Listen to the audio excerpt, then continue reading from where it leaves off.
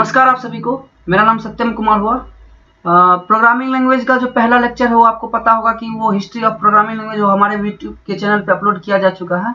आज हम लोग प्रोग्रामिंग लैंग्वेज के अंतर्गत ही जो सी लैंग्वेज आता है उसके हिस्ट्री के बारे में बात करेंगे कि ये सी लैंग्वेज का ऑरिजिन कहाँ से था।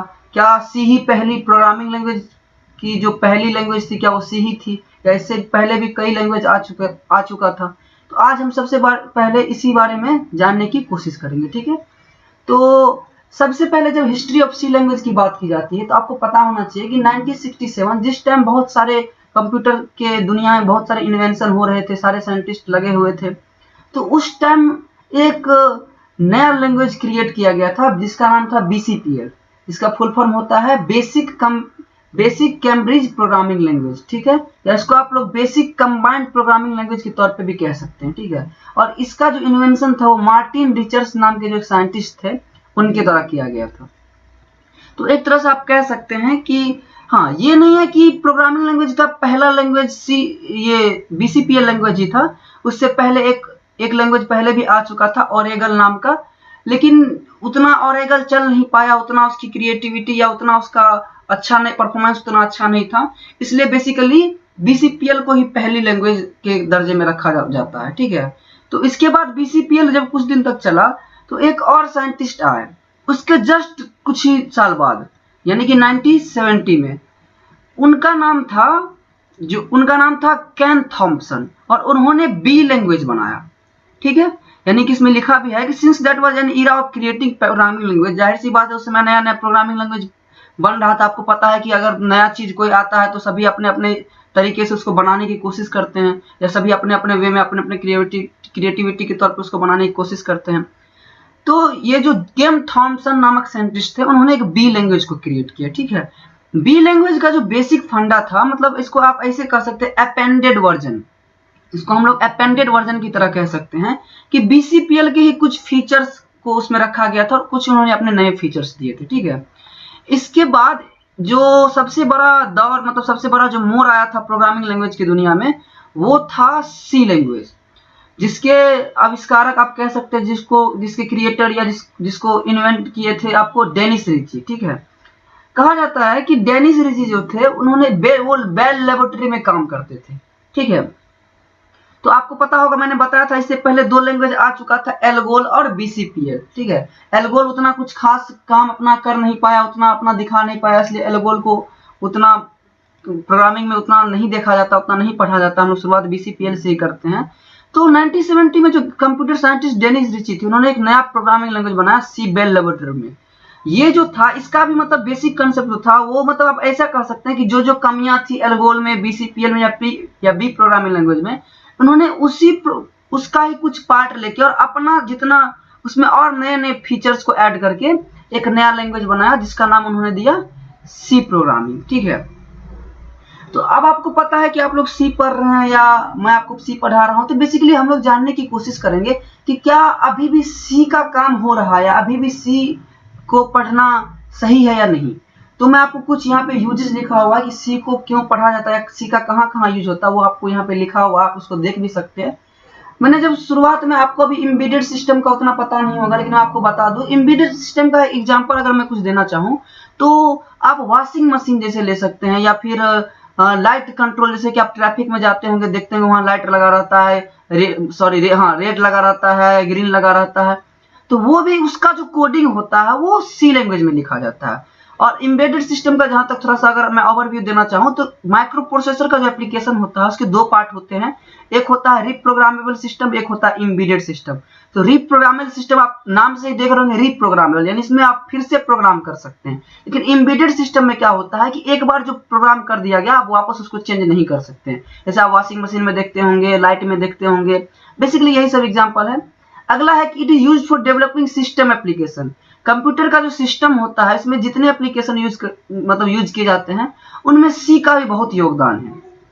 और एडोब का आप लोग नाम सुने होंगे, तो एडोब का जितना भी प्रोग्रामिंग लैंग्वेज होता है, जितना भी एडोब के, तो आप कुछ कुछ एप्लीकेशन यूज भी करते होंगे PDF वगैरह में, तो एडोब का जितना भी मतलब एप्लीकेशन वगैरह लिखा जाता है मोस्टली वो सी लैंग्वेज में ही यूज किया जाता है।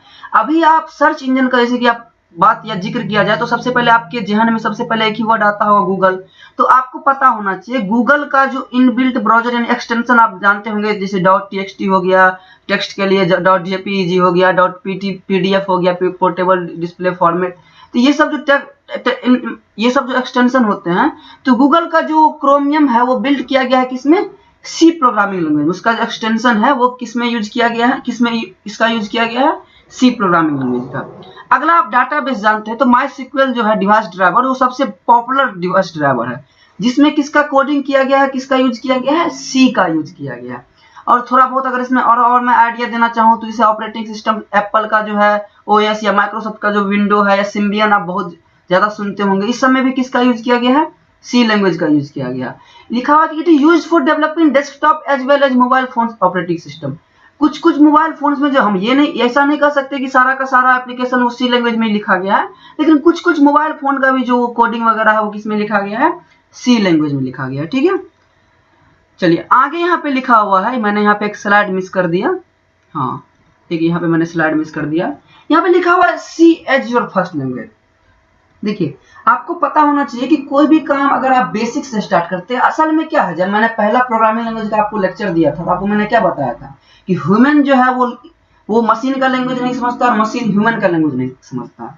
तो बेसिकली आप इसको ऐसे कह सकते हैं कि सी क्या मतलब इसमें लिखा हुआ, क्या सी आपका फर्स्ट लैंग्वेज हो सकता है, बिल्कुल हो सकता है, और मेरे ख्याल से होना भी चाहिए, क्योंकि सी का जो सिंटेक्स वगैरह होता है, टोकन्स वगैरह होता है, वो बहुत ज्यादा इजी होता है। और अगर आप इसको सीख गए, जाहिर सी बात है अगर आप एक लैंग्वेज सीख जाते हैं तो दूसरे लैंग्वेज में स्विच करना आपके लिए बहुत ही ज्यादा इजी हो जाता है। और एक कहा भी जाता है कि C one of the efficient programming language है, और आप जो इसका नॉलेज है सी लैंग्वेज को आप आसानी से ग्रास्प कर सकते हैं, यानी आसानी से आप सीख सकते हैं।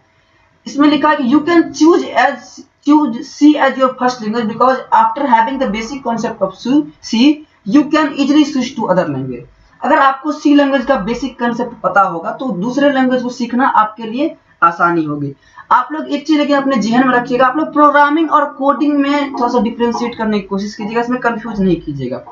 प्रोग्रामिंग बस एक जरिया है, प्रोग्रामिंग क्या है, एक जरिया है, वो बस एक आप कह सकते हैं कि लैंग्वेज है। हाँ, कोडिंग वो आपकी टेक्निक होती है। हर एक प्रोग्रामिंग जैसे आप सिंटेक्स वगैरह जो होता है वो आप सीख सकते हैं, लैंग्वेज आप सीख सकते हैं, लेकिन उस लैंग्वेज में आप कितना क्रिएटिविटी दिखाते हैं, आपका कोडिंग स्किल कितना है, वो आप खुद ही डेवलप करेंगे। ठीक है, और लास्ट में आज का जब मैं ये लेक्चर खत्म करूंगा तो बहुत सारे लोगों का कहना होता है या बहुत सारे लोग मानते हैं कि फिलहाल में सी लैंग्वेज का उतना स्कोप नहीं है, उतना सी लैंग्वेज नहीं मतलब चल पा रहा, उतना वर्किंग नहीं कर रहा है। तो आज से 2 साल पहले एक मतलब पोल किया गया था लैंग्वेज के रिगार्डिंग कि सबसे फेमस लैंग्वेज कौन कौन सा है या किसको कितना रेटिंग देना चाहिए। तो इस हिसाब से आप यहाँ पे देख रहे होंगे, मैं थोड़ा सा कर्सर पे देख रहे होंगे, सी चौथे नंबर पे आया था। ठीक है, यानी सी का रैंकिंग इसमें क्या था, चौथा नंबर पे था। तो बेसिकली आप ऐसा नहीं कह सकते कि सी का वर्तमान समय में यूज नहीं है, सी का अभी भी बहुत सारा यूज है, और अभी भी बहुत सारे काम सी लैंग्वेज में हो रहे हैं। तो आज का लेक्चर हम लोग आज यहीं खत्म करेंगे। ये बेसिकली सी लैंग्वेज का हिस्ट्री के बारे में था। अगला लेक्चर जो होगा उसमें हम सी लैंग्वेज का जो फर्स्ट पार्ट होगा उसके बारे में, ये सब अभी जो था ये आप कह सकते हैं एक तरह से ओरिजिन यानी प्रोग्रामिंग लैंग्वेज और सी लैंग्वेज का जो बेसिक्स था मैंने आपको ये बताया, ये बस एक इंट्रोडक्टरी लेक्चर था। अब का जो लेक्चर होगा उसे मैं पार्ट वाइज कर दूंगा, और बेसिक अब आपका सिलेबस के अकॉर्डिंग चलेगा। आपका अब जो आएगा ये सब आपको बेसिक नॉलेज मैंने सोचा इतना आपको पता होना चाहिए। किसी भी लैंग्वेज जैसे आप कह सकते हैं कि अल्फाबेट वगैरह आपको अगर इंग्लिश सीख रहे हैं तो आपको A to Z आपको पता होना चाहिए, हिंदी में वर्णमाला आनी चाहिए। इस तरह ये सब क्यों आया, क्यों क्या यूज है, ये सब अगर आपको पता होगा तो आपको थोड़ा सा आपका इंटरेस्ट बना रहेगा। अगले लेक्चर में हम लोग अपना पहला जो होता है ओवरव्यू देखेंगे। सी लैंग्वेज एक प्रोग्राम में एक छोटा सा कोई प्रोग्राम लूंगा, उसमें आपको बताऊंगा किसका क्या यूज है, और उसके बाद हमारा अगला लेक्चर शुरू होगा आपके सिलेबस के अकॉर्डिंग। तो आई होप आपको ये वीडियो पसंद आया होगा। Thank you.